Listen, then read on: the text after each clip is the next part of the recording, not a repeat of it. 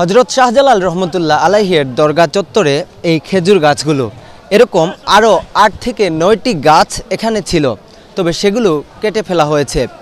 কর্তৃপক্ষের যে সিদ্ধান্ত, সেই সিদ্ধান্ত মোতাবেক তারা বলছেন যে এই মসজিদের যে মূল কাঠামো রয়েছে সেটি ঠিক রেখে এর যে সম্প্রসারণ কাজ সেটি করতে গেলে এই গাছগুলো এখানে চত্বর থেকে সরিয়ে ফেলা দরকার।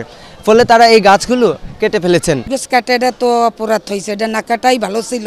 কেননা গাছের ছায়াটা মানুষ এখানে আশ্রয় নেয়, বা এখানে অনেক হতদরিদ্র গরিব দুস্থ এরা একটু আশ্রয় নেয়, গাছের নিচে একটু ছায়া নিত, সেটা নিতে পারতেছে না। এখন তাপমাত্রাটা বেশি হইতে আছে। দীর্ঘদিনের একটা ঐতিহ্য বহন করে, যেমন নাকি সৌদি আরব, ইয়ামন এবং মদিনার আদলে এই গাছগুলি বেড়ে উঠেছিল। কিন্তু আজকেই হঠাৎ করে এই গাছগুলি কাটার কারণে এই জায়গাটা খা করতেছে, যার কারণে আমাদের কাহারও কোনো ধরনের ভালো লাগতেছে না। বহু tourist from various countries of the world এবং লোকালি আসতেন, এখানে রেস্ট নিতেন এবং প্রাকৃতিক সৌন্দর্য ছিল। এবং আগে পূর্বে চড়ুই পাখি ছিল, কিচিরমিচির করতো, এটার করলে পরে মানুষ খুব শান্ত পাইতো, মেন্টাল স্যাটিসফ্যাকশন। এটা কাটায় আমি মনে করি প্রকৃতিকে নিধন করা হয়েছে। গাছ তো আমাদের শুধুমাত্র পাখিদের জন্য না, অনেক উপকারে আসে। আর এখানে গাছ থাকা মানে এখানে ছাওয়া পাওয়া, এখানে অনেকে শুয়ে থাকে। হ্যাঁ, জি জি জি অনেকে শুয়ে থাকবে, অনেক ছায়া পাবে, পাখি আছে, কবুতর আছে। এর জন্য গাছ থাকা উচিত। গাছ কাটাটা আমি বিরোধী, গাছ কাটার বিরোধী আমি। এটি তাদের সিদ্ধান্তটি ভুল সিদ্ধান্ত, কারণ এটি আমাদের ইতিহাস ঐতিহ্যের সাথে সম্পৃক্ত হয়ে পড়েছিল। গাছগুলো কিন্তু অ্যারাবিয়ান, বাট এটাই দীর্ঘদিন ধরে হযরত শাহজালাল মুজাররদি ইয়ামানির এই যে মাঠ, এই যে উঠান, এটির সাথে এমনভাবে ওতপ্রোতভাবে যে জন্য এটি আমাদের নিজস্ব গাছ বলে পরিচিতি পেয়ে গিয়েছিল। এই গাছগুলো যখন কেটে ফেলে দেওয়া হয়েছে, তখন সাধারণত মাজারের এই যে সৌন্দর্যটা নষ্ট হয়ে গেছে।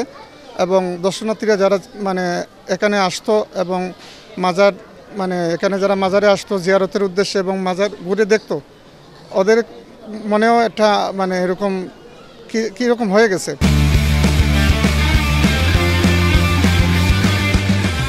তবে তাতেই খুব এবং হতাশা বিরাজ করছে মাজারে ঘুরতে আসা দেশের বিভিন্ন প্রান্ত থেকে ভক্ত এবং অনুসারীদের। তারা বলছেন এখনও যে 3টি গাছ অক্ষত রয়েছে সেগুলো যেন কোনো অবস্থায় আর না কাটা হয়। তবে মাজার কর্তৃপক্ষ বলছে তারা চেষ্টা করবেন শেষ পর্যন্ত এই গাছগুলো টিকে থাকবে কিনা সেটি আসলে দেখার বিষয়। মসজিদ তো আমাদের একটা one kinds of heritage, so এটাকে ভেঙে নতুন করে বানানো যাবে না। তাই ওইটার সংস্কারের জন্য এই সামনে আমাদের এই নারিকেল গাছগুলোতে এই গাছ, খাজুর গাছগুলো আমাদের তেগ দিতে হয়েছে, যদিও এগুলো অনেক আগেরই একটা দর্শনীয় জিনিস। আমরা ছোটোবেলায় এই গাছের নিচে এসে বসতাম, করতাম, আমাদেরও খারাপ লেগেছে। কিন্তু ওই মুসল্লিদের স্বার্থে এইগুলা কেটে এখানে সংস্থাপন করা হচ্ছে যাতে নামাজে কোনো সমস্যা না হয়, এখানে নামাজ পড়া হবে। ঠিক সেই সময়ে মসজিদের ভিতরের আপনার ওই যেগুলা সমস্যাগুলো আছে সেগুলো দূর হবে এবং আরেকটু সুন্দর করে এটা তৈরি করা হবে।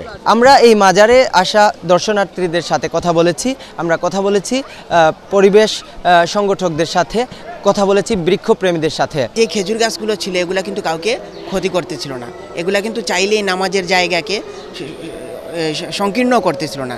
চাইলেই মসজিদের ভিতরে যেরকম একটা খুঁটি থাকে ঠিক সেভাবেই পাশে নামাজের জায়গা সারিবদ্ধভাবে দাঁড়ানোর একটা জায়গা ছিল।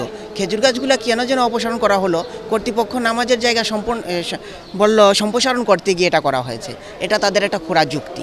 এ ধরনের যুক্তিগুলা জনসাধারণকে ধোঁকা দেওয়ার মতোই। তো এখানে এই খেজুর গাছের দেখলে মনে হতো যে এটা একটা সম্পর্ক আছে, এবং খেজুর গাছগুলো এই চত্বরে এখানে যারা যারা মাজারে আসতেন তাদের অনেকে যারা হোটেলে থাকতে পারেন না, এখানে গাছের নিচে আশ্রয় নিতেন, এখানে বসতেন, গাছের একটা ছায়া তাদেরকে শান্তি দিত। তো এই যে প্রক্রিয়াতে গাছগুলো কাটা হয়েছে, আমি আসলে সেই প্রক্রিয়া নিয়ে কথা বলতে চাই। যে হঠাৎ করেই গাছগুলো কেটে ফেলা হলো, এই বিষয়ে প্রথমে হচ্ছে গাছ কাটতে হলে বন বিভাগের অনুমতির প্রয়োজন আছে, বন বিভাগ থেকে অনুমোদন নেওয়ার প্রয়োজন আছে।